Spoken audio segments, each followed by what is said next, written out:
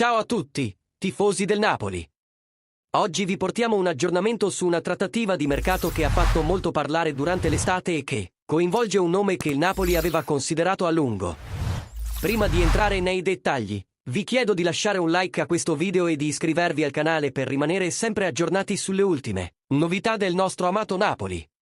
Stiamo parlando di Adrien Rabiot, il centrocampista francese che, dopo la fine della sua avventura con la Juventus, è rimasto per diverso tempo senza squadra. Il Napoli aveva pensato a lui come rinforzo per il centrocampo, ma le richieste salariali di Rabiot si sono rivelate proibitive per il nostro club.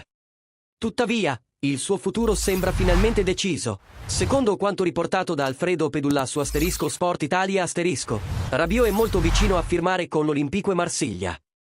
Dopo un periodo di riflessione e diverse porte chiuse, Rabiot tornerà a giocare in Francia sotto la guida di Roberto De Zerbi.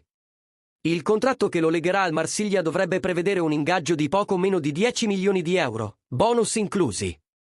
Una cifra inferiore rispetto a quella inizialmente richiesta dal giocatore, ma sufficiente per chiudere l'accordo.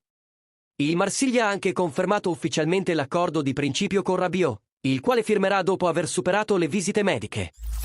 Il centrocampista francese, che ha vissuto una lunga e complicata avventura con la Juventus, spera ora di rilanciarsi anche in ottica nazionale.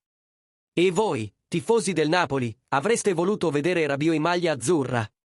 Pensate che il Marsiglia sia la scelta giusta per lui?